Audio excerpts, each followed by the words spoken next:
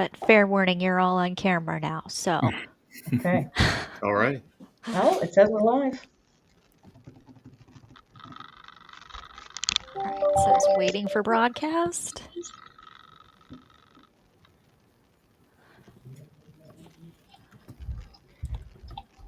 I'm going to have like a little panic attack if it doesn't start broadcasting on LinkedIn here. I know I'll get a Waiting little for notification on broadcast. my phone. There we go. I think there's going to be a delay. So just so you're aware, what is happening on LinkedIn is just a few seconds later than what's happening here. So that's going to be really confusing if you're trying to watch both. Hello, Bryce. Hello, Melissa. Thank you so much for joining us. We were just figuring out this is the first time all of us have been on a LinkedIn Live before. So we're figuring it out as we go. But I want to say a warm good morning to everyone who is here with us, to our guests, but specifically to the people who are joining us for the conversation. Matt Law, Jonathan Zimmerman, Camille Oakes. Melissa was supposed to be joining us, but she's having some connecting issues. So we're missing Melissa this morning. She's going to join us via the chat to share her thoughts with us there. So we're here this morning to talk about Safety 22. Now, this is going to be my third American Society of Safety Professionals national conferences. And I go to a lot of conferences, but this is a big one. And it is definitely the largest safety related conference that I've been to personally. According to ASSP's website, they are expecting 5,000 attendees. There is 147,000 square feet of expo space with 450 exhibitors. And hey, good morning, Aaron. Good morning, Bryce and Robert. So nice to have you here with us. Between the keynote speakers, the plenary sessions, the in-person sessions, the virtual sessions, there are going to be more than 200 learning opportunities for attendees. So it's a lot. And you're joining us for the first in a 4-part series where I'm talking with fellow attendees and fellow speakers about how you can make the most of such a big event. Today we are talking about the educational sessions, and I'm curious what people are looking forward to, what sessions they want to. How are you strategizing your schedule, or do you just kind of show up and wing it? So share with us in the comments as we go through this. We're really curious about your thoughts here, and we can all learn from each other. Now, the next conversation in our series is happening this Friday, 10 a.m. We're going to be hearing from guests about their best tips and tricks for networking at the event and maintaining those relationships after that event is over. And if you are wondering how to navigate this giant expo hall, you can join us next Tuesday, 10 a.m. Eastern. We're going to be talking about what you don't want to miss in that expo hall. And our final conversation will be about the extracurricular events, things that are happening outside of the expo, outside of the sessions. They may or may not be affiliated with ASSP, but they're going to give you hopefully some fond memories of the conference, things that you might look forward to around for the next conference. So I'm going to be talking with a group of people who know a thing or two about having some fun. But today it is all about the session. So let me introduce my guests. First, we have Matt Law. He is the manager of safety strategy for Grainger. He holds an MPH, a CSP, REHS. I'm going to be reading a lot of acronyms here that I don't know what they mean. So, by the way, Matt is speaking. He has 2 sessions. He's speaking at the Emergency Risk Communication in OSH, the Pandemic and Beyond. That is happening Wednesday, June 29th, starting at 12:30. And ISO 4501, State of the Union, Adoption and Business Motivations. That's happening Wednesday, June 29th. Matt, would you give us a kind of a brief preview of what is happening in those sessions? What are you going to talk about? Sure. So the emergency risk communication session is all about bringing over a evidence-based framework from public service called crisis and emergency risk communication. And it's something that we don't see a lot in occupational safety and health, but there's a lot of lessons learned from over the years from the pandemic and all sorts of other situations where occupational safety and health professionals need to communicate, and we need to communicate risk to other people. So that's a really good session that I'm looking forward to. Now, the other session is ISO 45001, kind of a State of the Union that I'm doing with Dr. Travis Cruz. That one's a virtual session, but we're talking all about what adoption looks like in the United States for ISO 45001 and why businesses are getting certified. So that'll be a really interesting session too, pretty data heavy. So look forward to folks joining those sessions. Okay, well, fantastic. My next guest, Jonathan Zimmerman, Category EHS Director with Kellogg's. He holds a CSP, a CHMM, a CCPSP. He is speaking Monday, June 27th at 4:15 on servant leadership and the safety professionals. So what is that session about, Jonathan? So it's going to be myself and a good friend of mine, my brother, Aaron Cameron. We're going to be talking about servant leadership. And we focus in on some key characteristics of what a servant leader is. And we use lessons from history, from different servant leaders in history, and apply them to the safety profession. So people will come out of there with a good checklist on how to apply the concepts we talk about to their jobs in the EHS world.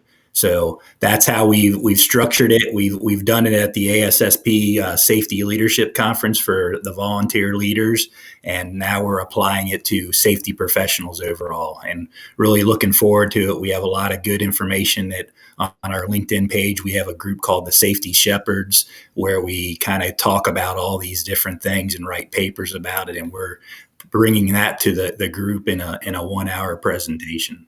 Oh, that sounds fantastic. I love a good checklist. That just makes my heart happy. And my other guest, Camille, the president of Better Safety. She holds a CSP, an OSHT, an SMS, a CIT. She is speaking EQ for You, Make Friends, Solve Problems, and Stand Your Ground. That is Wednesday, June 29th at 12:30. And I don't know if you saw, Camille, but Bryce is singing your praises in the chat box there. He says it's sure to be brilliant. you, So Bryce. tell us a little bit about it. Thank you. Yeah, so I have been, I've been talking since 2019 about EQ at the ASSP conference, and every year we build on it and get a little bit more concentrated. So EQ is emotional intelligence, and in EQ for You, we're focusing on emotional intelligence is a set of skills that develop. And we've basically surveyed a lot of safety professionals and found 3 specific skills that safety pros have said are necessary for us to be good at to help us be better safety professionals. So they are empathy, which is helping somebody make friends, problem solving, and flexibility. Flexibility, believe it or not, actually helps you stand your ground. You can, make a better choice if you're willing to move a little bit, but still kind of stay strong on what you're going for. So my sessions are always really engaging, which is a nice way of saying that I am lazy and I try to get the audience to talk a lot. So we're going to be doing a lot of audience activities related to problem solving. So if you've got a problem that you are dealing with, which I'm sure you do, we're going to do some problem solving speak about your problem. Your audience members are helping you solve it that quickly. Doing a lot of engaging kind of stuff like that, which is important because I am on the last slot today. So if you are still there, we'd love to see you there. Well, so in the chat box, Mark Geiger, thanks so much for joining us. He is speaking on process safety management for Power Hand Tool. So check him out at 1:45 on the 27th. And if you are speaking and you're here with us, go ahead and type that into the chat box. And we'd love to hear about it. And hi, Angela. Nice to, I don't see you, but hi. Hi, Angela. All right, let's talk about planning your day. So I want to see show of hands. How many of you kind of plan out your day? Do you know what you're going to do before you even get to the conference? Yeah. Yeah. Okay, we have planners here. All right. So let's start, Jonathan. How do you plan? Well, I mean, obviously, there's 2 different ways. You can look at the written materials and then the app. which everybody uses the app nowadays, but just going through, and I always would just kind of put a star next to the ones that I want to look into a little bit further. And put them, if you have your app, you can put it in your actual schedule right there, and look at the different items. And I always look for new things. I'd look for the new presenters, and definitely want to make sure I hit the opening sessions with those speakers they bring in to talk to the broader audience. I really think those are can't miss, because I always go away with at least 3 to 5 key takeaways that I can apply to my career. And let's put in a plug for why you should stay long enough to see Camille's session, because the closing session is a 3-time Yes. Olympian for the original Jamaican bobsled team. So I think that's going to be a really interesting Yes. closing Yeah. And I session. mean, in the past, I think like Scott Hamilton, the figure skater, was there. I mean, and just hearing their stories and how, and they try to apply it to our profession. And it's always interesting. And I think if you really go in with an open mind to all those sessions, and wait, the end session is just as good as the beginning. So definitely a good thing to do. Okay. So Matt and Camille, anything you want to add to what Jonathan said about how you plan? Yeah, so obviously there are a few sessions that I've looked at that I really would like to go to. There's of course I have my friends that I like to support. Wyatt Bradbury, he's a really good speaker. I know he's got at least one session on Monday that I'm looking forward to. But there's a lot of sessions and there's a lot of things going on all at the same time. For example, Camille and I have competing sessions on Wednesday.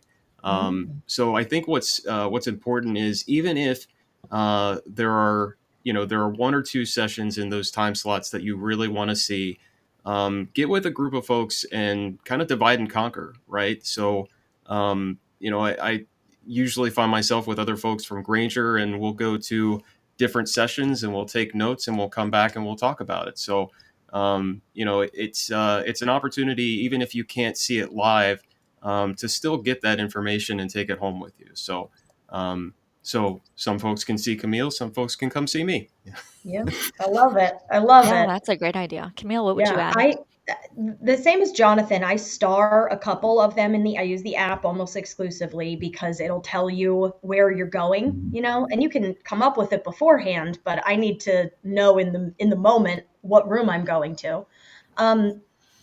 And I'll star a few of them, but if I've seen something like, let's say something about process safety management, and I've seen that earlier in the week, and then I've starred that session later, maybe the first process safety one like filled my cup of that. So then I'll go to, so I'm usually choosing like 2 per slot that I would be interested in going to. I also kind of go with a theme. So maybe I'm focusing on safety culture and I go specifically for things that are about leadership or safety culture. But because I'm in this consulting role, I don't get as much of the technical stuff. So this year, my focus is on technical. So if I'm seeing something that is technical or safety management system related, that's what I'm focusing on. So I think you can kind of choose what is missing. What I would encourage people not to do is don't only go to things that you already know and feel strong about. Yeah, It should, you want to fill the gaps. definitely. Yeah, those are great suggestions. And that really leads into like what my next question was going to be, is like, how do you choose sessions? Are you looking at title, description, but Camille, you're looking at, things that I need to know about and making sure that you balance across that. I'm going to be honest. I love titles, and I think the best title for sessions coming out of this conference is Lead Like Lasso, which is Gabe Encarnacion and Wyatt Bradbury. And I do a lot of speaking, I do a lot of training, and there's just something like super satisfying about a great title for me. But how else are you choosing sessions, Matt? Yeah, so actually, to kind of expand off of Camille's point, so I think one of the important things is to challenge yourself, right? Challenge yourself on what you don't know. Don't just go to those presentations that are gonna confirm what you already know or confirm your prejudices, right? There's a part to this this conference where you're getting out of your comfort zone and learning new things and meeting new people, keep that going. Keep it going for the whole week. So that's really how I like to choose things. And yeah, titles are great. I always give Wyatt a hard time because not everybody has seen Ted Lasso, but it's it's still a great presentation, even if you haven't seen the show. So If you haven't seen it, though, you should get Apple You TV and should watch it. It's absolutely see great. it. I Everybody should. 100% agree. But I just had to bring that up. So anyway, but yeah, I always say definitely challenge yourself and go see the things that you don't know. All right, Jonathan, what do you want to add to that? Well, I would also say there's also collaboration sessions with the different practice specialties within ASSP. So, like if there's, for example, in manufacturing practice specialty, we're doing one on environmental because in manufacturing, you have to do the environmental side and the safety side. So going and listening and having those roundtable discussions from learning from others are definitely something to consider too, especially if you're in manufacturing or ergonomics or consultants, contractors. Those are all things to kind of look for on the schedule because they're sprinkled in throughout there. And then look at the presenters and look at some of their backgrounds. For me, if I see a food manufacturer on there, I might go and want to learn from them and what they're doing. So those are the types of things I look for. Great. Let's talk a minute about the virtual, because Melissa was going to join us to give the virtual attendee perspective. Anybody here attended it virtually over one of the last 2 years when that was happening? And how is it different? I think it's awesome in some ways. I mean, you miss out on a lot of the in-person connection, but the chats can be really, really fantastic and the connections there. Also, your ability to consume the content. Generally, they give you like a month and you can go so that you don't have to compete between Matt and I presenting at the same time. You can watch Right. it and you can watch 20 minutes of it, pause, go do something else, and then come back. But it's, I think that in that way, it is wonderful, that ability. Yeah. I would agree. There's a lot of interaction that happens in the chat while those sessions are going on, and most of the time, I believe for all these virtual sessions, they're pre-recorded.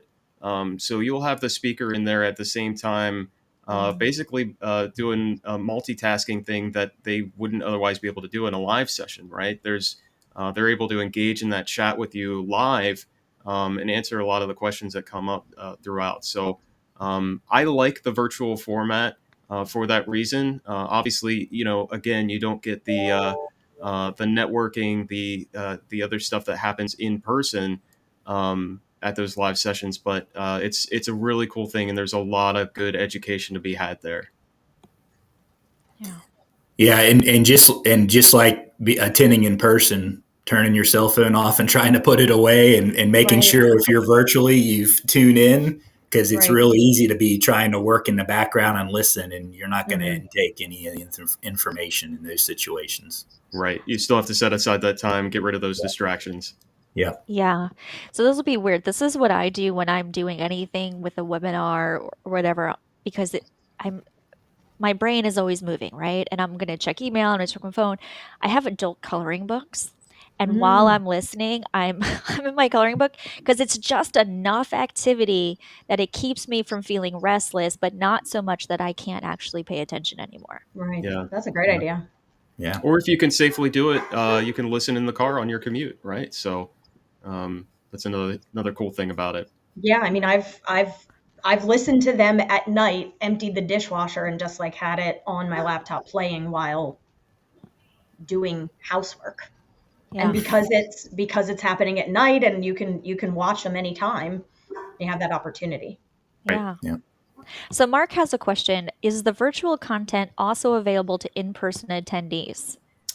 Yes, it is. Okay. That's what I thought, but I wasn't confident in answering that. Okay, so let's talk about sessions. so, What do you know? Yeah, sorry, go ahead, Camille. I was just going to say, if you go onto the Safety 2022 website, there's a FAQ, and it has that answer in there, and like any other kind of questions. Oh, okay. Well, there you go. FAQ on the site. I didn't even know that was there. So I appreciate that. Yeah. Okay. All right. So let's talk about sessions. What is on your list? Matt, let's start with you. Oh boy. Well, I haven't fully baked out my list yet. Okay. I know Monday is a very busy day for me. I believe there's, one thing we didn't talk about is flash sessions that are happening Oh, on the yes. expo floor too, right? So those are Right. about 15 minutes each, and a very good thing to pass by if you're on the expo floor already. So make sure you check those out. So I know on Monday there's one on serious injuries and fatalities. I know Wyatt's session is on the Lead Like Lasso. I believe it's on Monday. And there's another session being done by my colleague Sally Smart. That's on Monday afternoon. So those are on my list. Tuesday I've kept open because I know I'm probably gonna hook up with friends and colleagues, and we'll kind of do that divide and conquer thing on Tuesday. And then Wednesday, of course, is a full day as well. So, but that's my schedule right now. Okay. Great. Camille.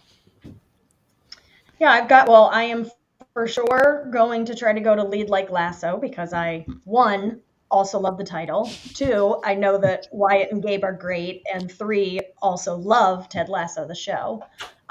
When I have always really enjoyed any kind of case study session. I want to know that, like, we talk a lot about theory. Show me where it worked, what you did, and how it worked, and what problems you ran into.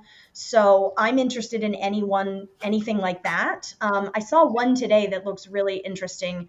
It's session 5053, the Thunder River Rapids Case Study, Process Safety Management and Risk Management. And it's about an amusement park, a river rapids ride at an amusement park in Queensland, Australia, and a ride that malfunctioned, killing 4 guests. Ooh, So I think boy. things like that are interesting, like what happened, and whether it happened to you or it happened in your industry, and how can we look at it from a safety perspective.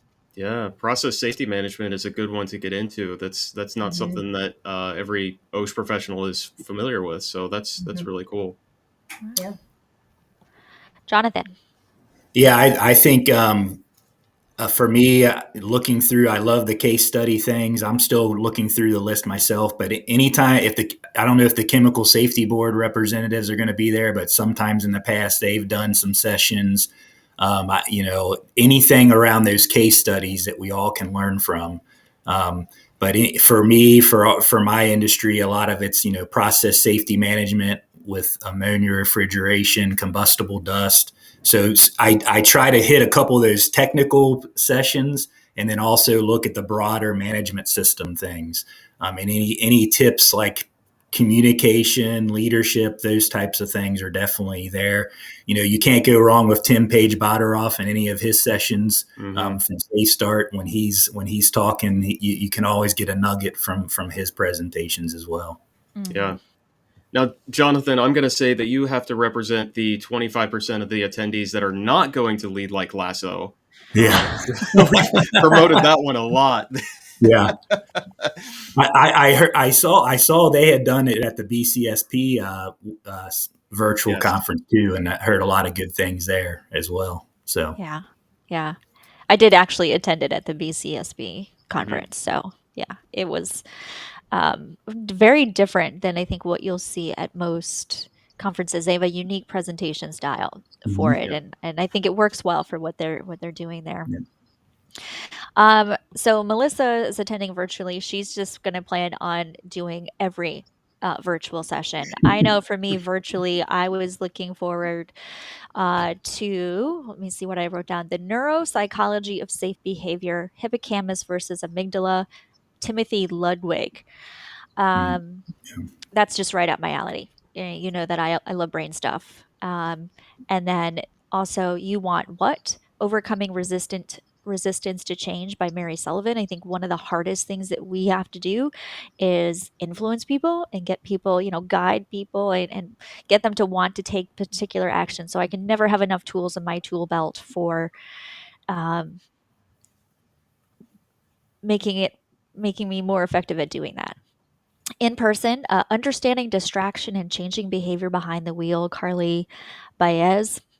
Um, and you manage what you measure. Metrics for the safety professional, Gary Lopez. I recently did some research and did some conversations with safety professionals, and just across the board, there's a lot of frustration. There's a lot of confusion about what metrics we should be using, what are effective, what makes sense. So again, looking forward to adding more tools to my tool belt there.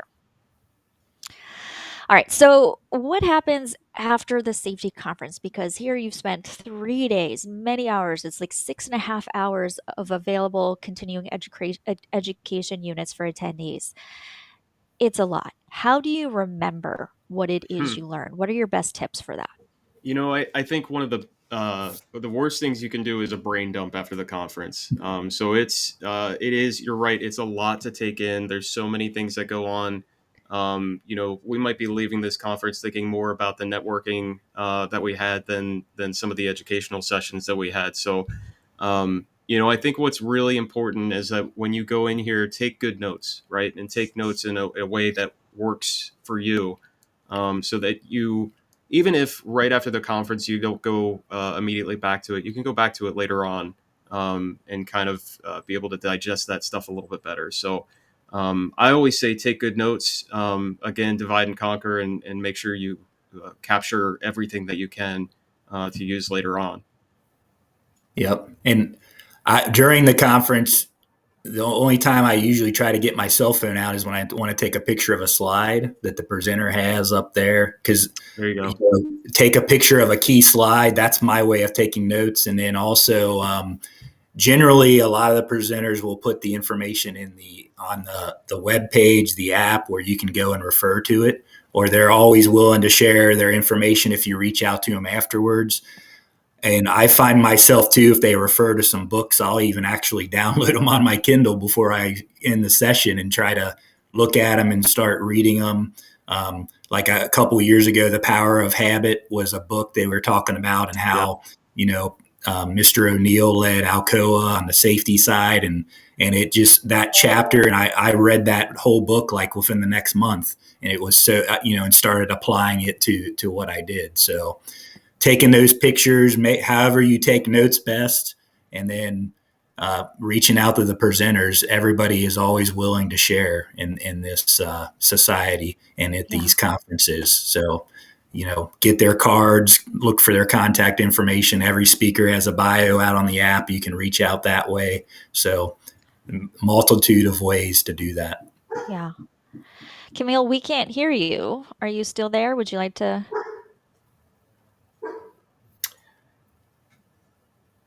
I think she might have dropped off. Yeah. Okay.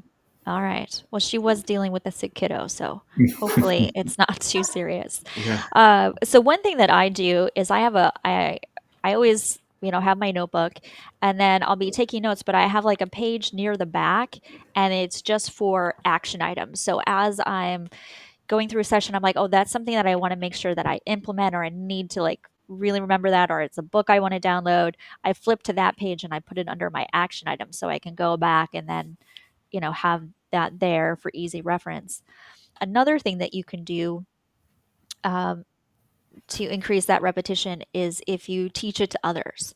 So if you go back after the conference and tell somebody, so here are all the things that I learned about, and here's why this was interesting. Anytime you get in some repetition or re-engage with material in some capacity, you can be creative in how you do that, but that will help cement that memory and that knowledge into your brain. Oh, and that's what Mark is saying here. It helps if I'm required to provide a trip report after the conference. Yeah. So come back and tell people, like, I want to do a presentation. Here are the interesting things I learned.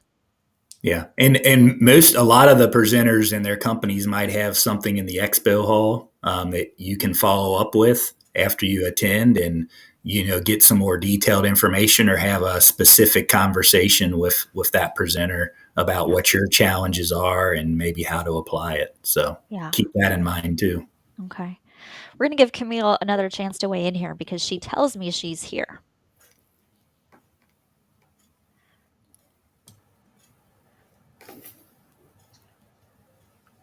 All right, so something must have happened with her audio and video because we can't see or hear her. All right, any final thoughts? Because we're just about at our time. Anything else you want to, let's start, Jonathan, final words of wisdom. My final words of wisdom would be you're going to get as much out of the conference as you put into it, and the effort you put into attending different parts of the conference and taking those lessons back. Right, Matt.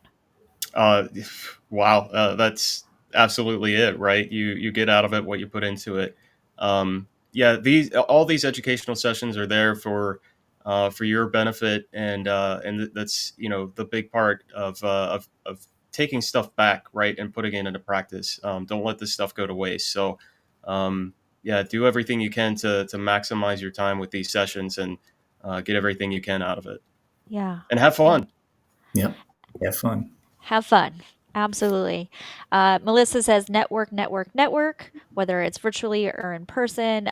Perry says you can use the notes section on the app to take notes. So that's another way to do it.